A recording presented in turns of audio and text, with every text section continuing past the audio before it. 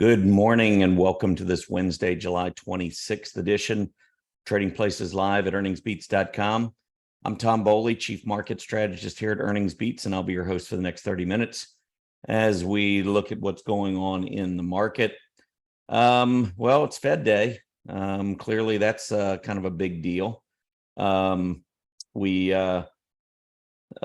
think everyone has grown to expect another rate hike today, so look for another 25 basis point rate hike. I think it's going to be the wording that most everyone is looking toward. I think everybody expects that we are going to see a rate hike. So what does the Fed say? Are they done?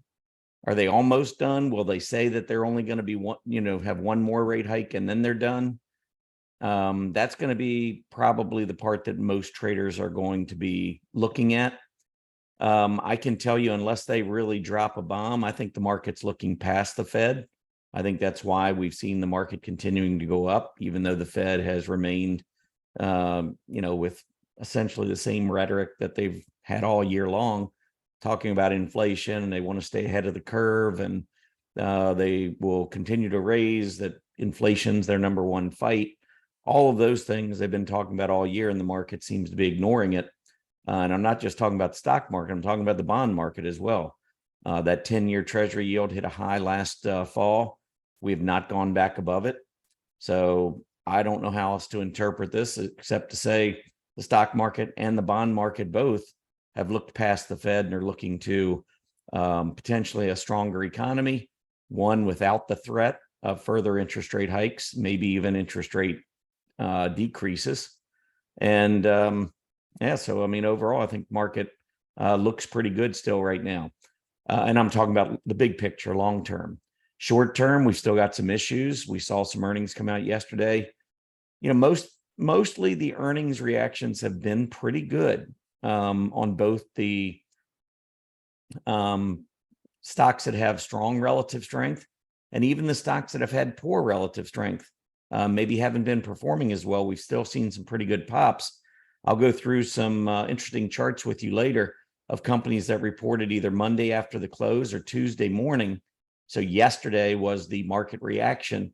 And I was looking through them. And honestly, if I just looked at the market reaction, I couldn't tell you whether it was solid relative strength going in or poor relative strength going in. It seemed like both groups seemed to have pretty good reactions yesterday.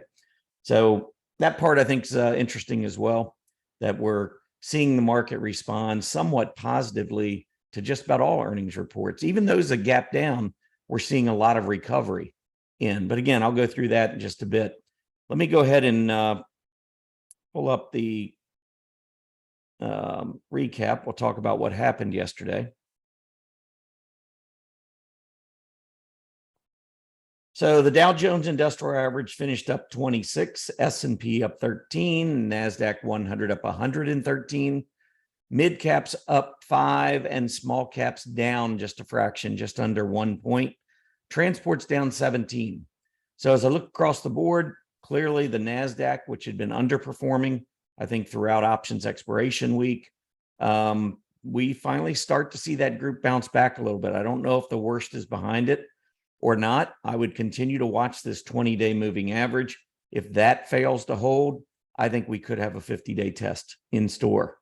But at that point, if we were to get down to the 50-day, personally for me, it would be an opportunity to maybe think about leverage again on the long side using something like the QLD, which is 2 times the QQQ, or the TQQQ, which is 3 times the QQQ. But I think it's probably a little premature, at least for me it is, to get back into leverage on the long side. But that 50-day moving average might do it. And the reason I say that, you can see the lower PPO, the higher price action, that is a negative divergence. And my experience tells me when I see these negative divergences, doesn't mean that we're going to go to the 50-day moving average. It doesn't mean that we're going to reset the PPO at the zero line, but it increases the odds, in my view. And so that increased potential for more selling is why I would not be into leverage. I think it's just a little bit too risky. But if we were to get back down closer to that 50-day moving average, I think some of the risk associated with negative divergences would start to dissipate, and that would lead me to maybe become just a little bit more aggressive. Looking across the other major indices, I mean, look at the Dow. The Dow's been straight up, PPO straight up, AD line still strong, S&P very similar, although we do still have a slight negative divergence on the daily chart. The AD line, though, has kind of come down a little bit, even though the price has gone up. Maybe a minor warning sign, but one that I would certainly keep an eye on. Mid caps, not yet breaking out. PPO looks much better there. AD line, okay. Small caps, PPO's broken out. Price action still fine. And the AD line has actually improved quite a bit the last few weeks. Transports, everything looks pretty good. Maybe a little flattening on the PPO. So maybe we could use a little bit of sideways consolidation. We'll see there. Moving on to the sectors, we have materials leading yesterday. That was a big breakout. If you look on an annual chart, that was a really nice breakout. If you go back maybe to a 5-year weekly, you'll see that we still haven't quite made a breakout. But this is very encouraging, what we see here. And that AD line couldn't be much stronger. I mean, it looks like it's just straight up. Technology up a little more than 1%. So it had a pretty good day, bouncing off the 20-day moving average. That's great, which is what it's been doing for the past 3 months. So you might think, well, let's just jump back in. And I would say, okay, except kind of like that NASDAQ 100 up here where I showed you that negative divergence. Same thing on the XLK. Higher prices, lower PPO. I'm okay with it, but I would prefer to see a little bit more short-term selling. Maybe even down to that 50-day moving average, or at least maybe down to, say, 170, which would be, another 4 or 5% on the technology group. That would make me feel a little bit better about being more aggressive on the long side. We may still just go right up. I mean, secular bull markets kind of sometimes just put their head down and just keep powering forward no matter what. But if you're going to stay long, you have to just recognize that there is a little bit more short-term risk in the market. Energy, just like materials making the breakout here, energy making a short-term breakout, now challenging some intermediate term resistance up near 87.5. PPO good, AD line strengthening. I think energy looks pretty good. The only problem I have with energy and materials to a lesser degree is that they tend to do a lot of head fakes. And that makes it real difficult if you're a trader. If you're a short-term trader and you're trying to catch the wave on one of these moves to the upside, I sometimes get whipsawed in these two groups. So I don't do a whole lot of individual stock trading in materials and energy because I personally just don't have a whole lot of success with it. But the groups, I mean, when we look at it using normal technical tools, I can't really argue with what's going on here. Both groups look pretty good to me. Leading the materials, aluminum. Aluminum had a really good day on Tuesday, jumping 5.5%. Semiconductors trying to get rolling again, but the semiconductor chart looks just like the XLK, which just looks just like the NDX. Higher prices, lower PPO, bouncing off the 20-day, but will it last? That's kind of where I am right now with semis. Love the group, but it's had a huge run in 2023, and it wouldn't be a horrible thing to see a 50-day test. Diversified industrials, this group's been very strong the last 2 months. A big reason why we've seen industrials having such a big lift over the same last couple of months.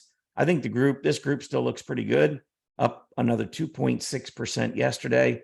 AD line strong. I don't really see anything negative here on the DJUSID. All right, let's move on to the 10-year Treasury yield. So today, we do have new home sales coming out. That'll be out at 10 a.m.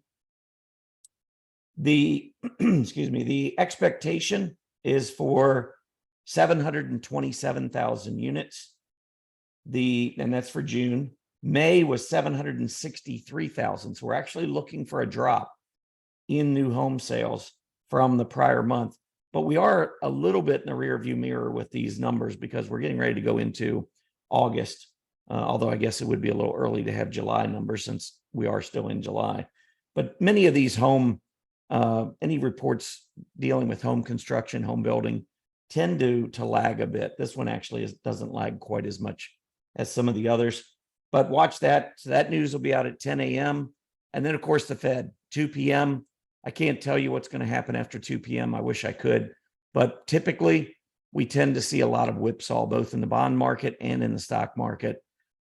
I mean, my gut feeling is if it weren't for negative divergences, I really would be believing that no matter what the Fed says, the market will rally. Obviously, if the Fed says, hey, we don't think we're done and we may have to raise more than next month, that might spook the market a little bit, because I think everyone is already anticipating that they're going to say something about maybe raising next month. But looking at the 10-year Treasury yield, this is what I was talking about earlier. See that October high on the 10-year Treasury yield up above 430? Right now, we pulled back yesterday 4.5 basis points. We're at 3.87%. We're down more than 40 basis points from where we were in October. And some folks look at the 10-year Treasury yield and don't understand the difference between what the Fed is doing. In other words, they keep raising. Why isn't the 10-year Treasury yield going up, right? I mean, if the Fed keeps raising, well, the big thing is the Fed raising, that's a short-term rate. So it's tied more to what you're going to see on like a 1-month Treasury or a 3-month Treasury, or the Fed funds. The Fed funds rate is what the Fed raises. And that's what it impacts. The 10-year Treasury yield, though, is different. It's longer term. It's tied more to mortgage rates. Mortgage rates don't necessarily go up just because the Fed is hiking rates. It goes up for different reasons. You have to think about what impacts a long-term bond holding. One of the major things that impacts it is inflation. And so we saw the 10-year Treasury yield go up quite a bit over the course of about a year and a half because of inflation concerns. But when I look at this chart and I see the 10-year Treasury yield 45 basis points below where we were last October, even though the Fed keeps hiking rates, keeps talking about inflation, the story that I'm hearing from these charts is that the bond market doesn't believe inflation is a problem. And so I think we've just kind of got like this normalized rate that's up because our economy has strengthened. I mean, we're not, we've come out of the pandemic, we've come out of the cyclical bear market, and we've continued to keep the jobs numbers strong. Unemployment is relatively low still. And so the economy's not that bad. So take inflation out of the mix, and I think we're going back to a more normal type of 10-year Treasury yield, which historically, if you can get one in the 3 to 4% range, that's nirvana for stocks. A lot of folks really been out of shape because the 10-year Treasury yield was going up so fast. But again, to me, that was loss of perspective because it went down so fast. All we did was went right back up post-pandemic to kind of about where we were before, maybe a little bit higher, but still at a level that shouldn't hinder our economy. And so I think we're still in a sweet spot. I think the economy's picking up. I think the 10-year Treasury yield is low enough where it's not going to hinder growth. And as the inflation fears subside, I think that's just more money that rotates from the bond market potentially back to the stock market. All right, let's see what else we have for today. Well, let's move over and take a look at some of the key indices. I always like to keep you up to date on these. So this is the S&P 500. Let me just grab some water here.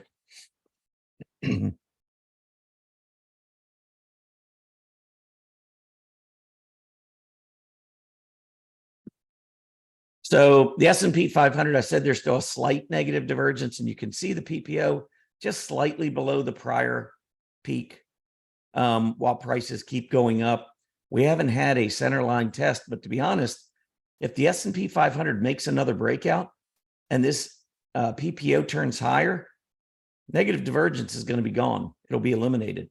And I always talk about that. When you see a negative divergence, it doesn't mean that we're going to immediately sell off. It doesn't mean that we're going to sell off in time. We could go higher. it's the odds, it's managing risk. When you see a negative divergence, you always start thinking, hey, things are maybe just a little bit riskier than they've been. All right. So the S&P, I still think looks good other than that slight negative divergence. We continue to trend higher. I don't know how anyone really can continue to look at the market and see bearish or think bearish thoughts. But, we haven't gone back to an all-time high. Maybe that's the next level folks have to see. And then when we get to all-time high, there'll be something else, I'm sure, that comes up. But as far as I'm concerned, we continue to trend higher. I think things look really bullish for the big picture. NASDAQ 100, this negative divergence is a little bit stronger, easier to see. Higher prices, lower PPO, and notice the PPO is still going down. If we go back to that S&P 500, you can see the PPO is flattened. So if you start strengthening again, this is going to turn up pretty quickly. On the NDX, it's going to be a little bit harder because we've actually had more of a pullback, probably relating to options expiration. But now we're starting to get further and further away from it. I mean, once you start to get to Wednesday after options expiration, I start to lose the connection there. And if you're wondering, well, why would we even have any connection if options expired last Friday? Why would there be any connection this week, right? Well, anybody who exercised their options, if they had calls and they exercise, market makers have to provide the shares. They're still on the hook on the other side of that trade heading into the week after options expiration. Many folks will exercise options because it delays tax impact, the tax impact. If you just sell the option, it's immediately taxable in the current year. If you exercise your option and buy the underlying stock or ETF or whatever it is that you were trading, the cost of the option is added to the basis of the underlying stock. There's no tax consequence of exercising an option into a stock. So that's one reason why folks will exercise. We've had a big move to the upside, and you sell, it's a short-term capital gain. But if you actually have that option on a stock that you don't mind holding for a while, you could then simply buy the underlying stock, hold it for a year, and everything is long-term capital gain. So there are reasons why people, and sometimes people just want to own the stock. It's been doing really well, and they just decide, hey, I'm going to stick with it. So that puts market makers still on the hook the week after options expire. So I just wanted to point that out. Small caps, what's going on there? Well, you can see what's going on there. Let me annotate this.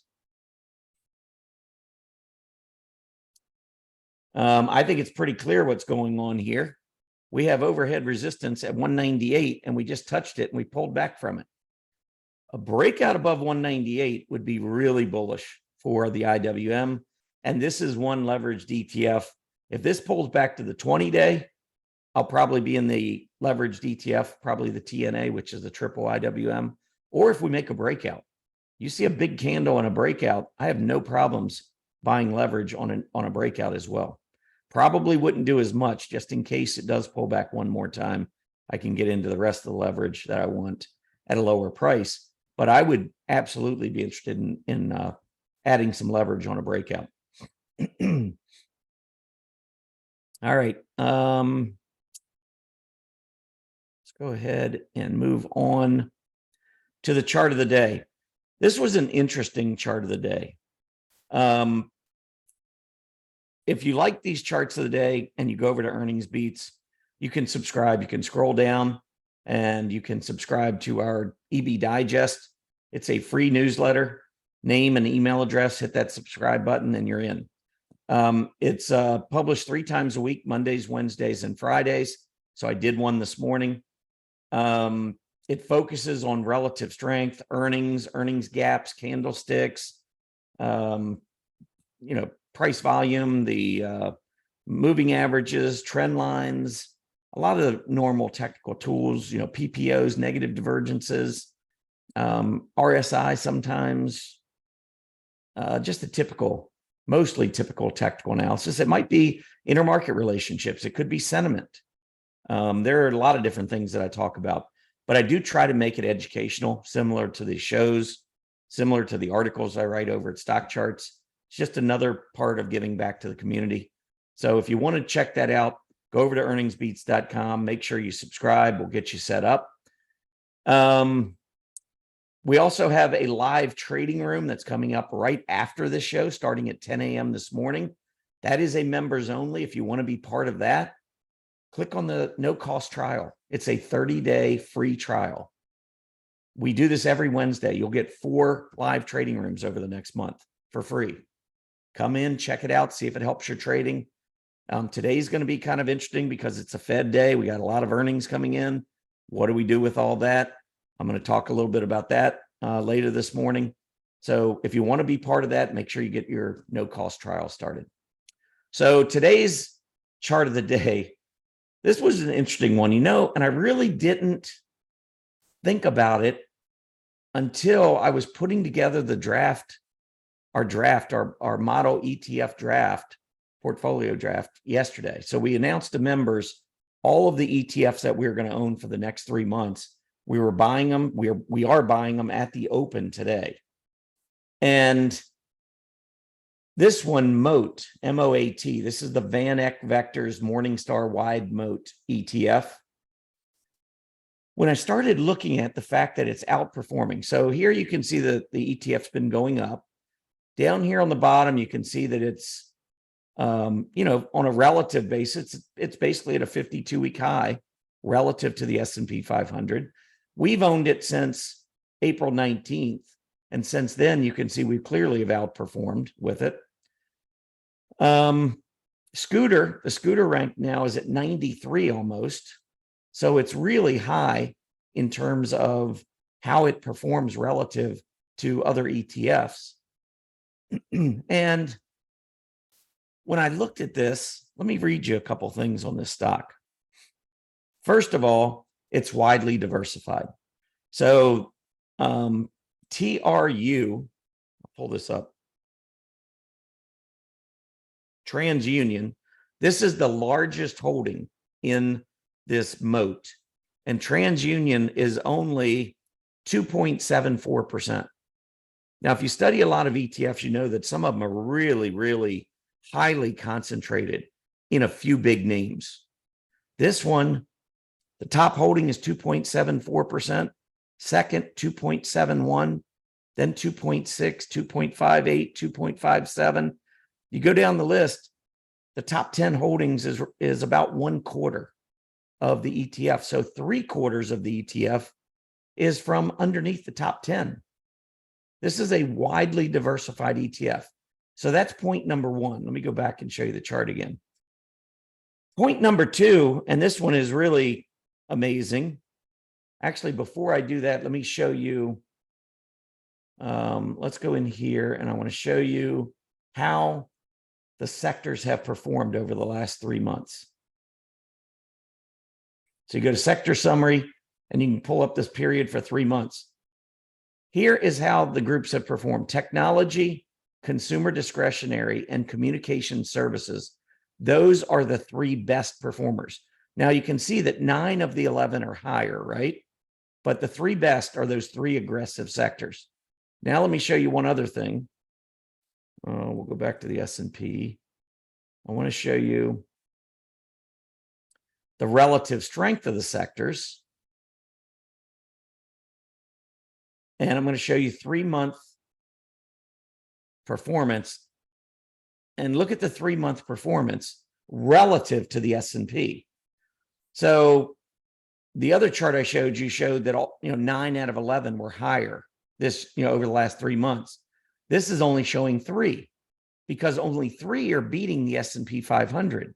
9 are up, but these first 6 in the red, they actually are up for the last 3 months, but they're under what the S&P 500 has done.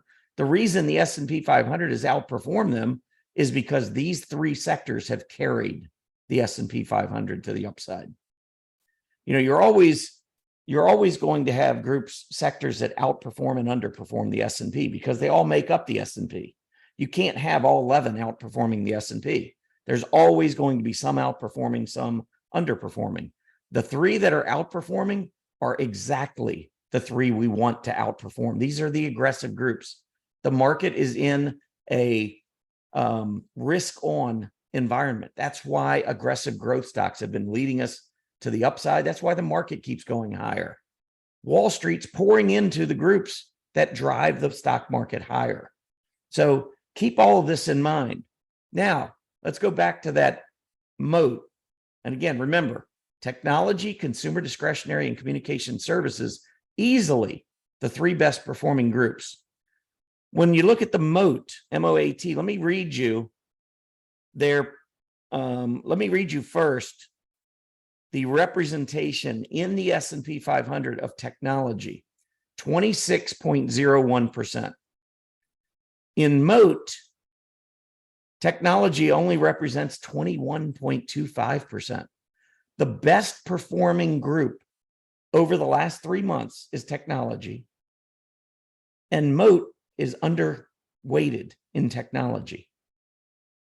That right there, by 5 percentage points, that kind of blew my mind. Consumer discretionary, a little over 10% on the S&P 500.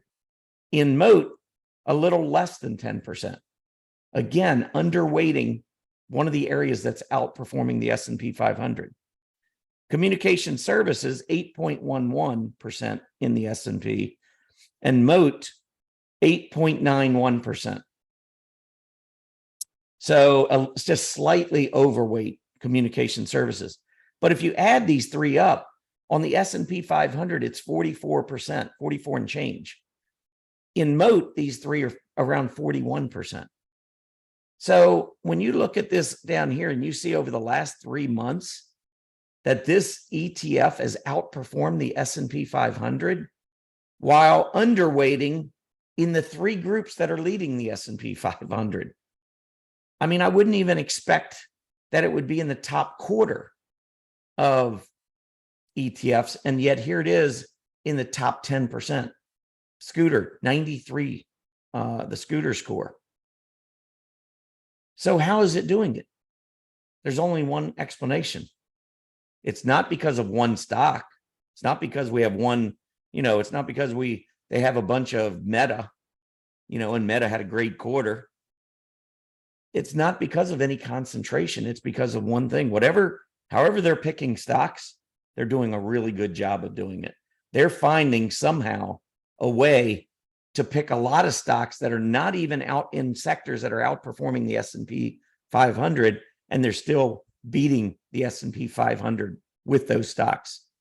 That is, in my opinion, when I put all this together, to me, it comes down to the manager. I don't know what the manager or managers of this ETF are doing, but they're really good at what they do. And anyway, this is one of the stocks that we had in our model portfolio last quarter, which helped us outperform the S&P by almost 5 percentage points. And we kept it in the current one. This is one of our 7 ETFs that we went with this quarter. And it's one of our staples because it has outperformed. And it's simply, we have 18% of moat in healthcare, 16% in financials, 15% in industrials. So as money rotates, this fund actually benefited a little bit from the rotation while underweighting the hottest areas. It's pretty phenomenal anyway, I thought. There's no real estate, though, in it, no utilities, and no energy. So those three groups didn't have great quarters, and having 0 weighting in those three certainly helped as well. All right, what else? Let's talk about earnings a little bit. So I want to go over some of this. These are the companies that I talked about at our Monday Q2 earnings event. And these were companies that were getting ready to report either Monday evening or Tuesday morning. And I said, okay, these are the ones I like going in as far as they were looking good on a relative strength basis. That I always use that as an indication that they will report better than expected numbers if they have strong relative strength. Whereas if they're weak, I think the chances of them beating are not as good. And I've been tracking the results of these studies that we've been doing for the last 2 quarters. So this will make the 3rd quarter. And it is proving my point. The stocks that we feel really good about going into earnings have a much higher chance of beating estimates than those that we don't like. But there's not the same correlation between those strong relative performers and the market reaction, because sometimes you have a buy on rumor and then you get the sell on the news and the market drops. That stock drops, even though it had a great report. Buy on rumor, sell on news. So it kind of muddies the water a little bit in terms of the reactions. But if they do report good numbers and they do gap down, this is kind of what CDNS did. This is Cadence Design. Now, I don't know if they beat. I still haven't gone back and looked at the numbers, top and bottom line. But assuming they did beat, here would have been a sample or an example of buy on rumor, moving up into earnings, selling on the news, and then potentially recovering afterwards. We see this a lot. So that's CDNS. Let me show you some others. These are all companies that we like the relative strength going into earnings. So we would have expected good numbers coming out from these companies, but let's check out their reactions yesterday. So here's Bro. This is Brown & Brown, gap up. So it actually had a pretty good day yesterday. MEDP, MedPace, gap down, but then rallied strongly. So it came back really nicely. HXL, that one gapped down, came back off of the low, but we did have a tactical breakdown there. SSD, breaking out yesterday. GE, huge day yesterday. Nice rally. We like that one going in. It was a big reaction. Sherwin-Williams, gap up. MCO, this is Moody's, gap down, hit the 20-day right here, and then rallied. Paycar, gap down, rallied back above that 20-day moving average. Spotify, that one looks like a breakdown to me. Not very good reaction there. Pulte Home, a little bit of a gap down, then rallied to a new high. And you can see continuing up this morning. Hub, that one gapped down, continued moving lower. LW, big sell-off there. And PII, sell-off hit the 20-day and back up it comes. Now, those were all stocks that I was looking for good numbers. And again, I don't know what the numbers were, but I just showed you the reactions. Let me show you some on the negative side, and then we're going to wrap up. So these are stocks that didn't look so good. I don't know what their numbers were, but I'm going to show you the reactions. Many of the reactions were pretty good. And maybe it was a sell on the rumor, buy on the news kind of a thing. But let's take a look. ARE went a little bit higher. FFIV, huge gap up, but then a sell-off. Remember, on the long side or on the strong stocks, we saw a lot of gap downs with recoveries. Here, we're getting a gap up with a sell-off, the opposite. And this is kind of worth watching. This is part of our study. I want to see how these stocks do, not just their initial gap reaction, but what do they do over the course of the next week or two after earnings? That's another part of our study, because I think it's part of learning how to trade these stocks better from an earnings perspective. CLF, gap up, continued moving higher there. CATY, getting into a couple of the banks, a gap up. Remember, there was a lot of bad news built into some of these banks. Oh, and by the way, let me go back to that one, CATY, because it gapped up, was up for a while, and came back down near the low of the day.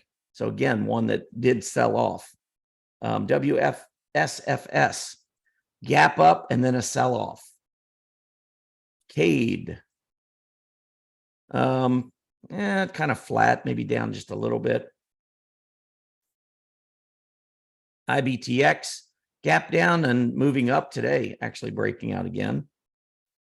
NXGN, gap up, failure. DHR, gap down, and then a move up. Looked like we had a breakout and then back down again. It's a lot of volatility there on Danaher yesterday. MMM, this one actually gapped up and has continued moving up. Dow, false breakout, came back down. AWI, gap up, so far so good. FRME, just two more here. Gap up, or maybe just flat open and then sell off. and then SASR. That one was pretty much just a gap down. So I'm not going to draw any conclusions from one day's earnings. I'll go through and take a look. We actually did almost 200 companies, and I probably just went through maybe 25 with you. So we got a lot more companies that we're going to be looking at. But then when we do our earnings, we go into earnings next quarter, we'll come back and we'll revisit what happened this quarter.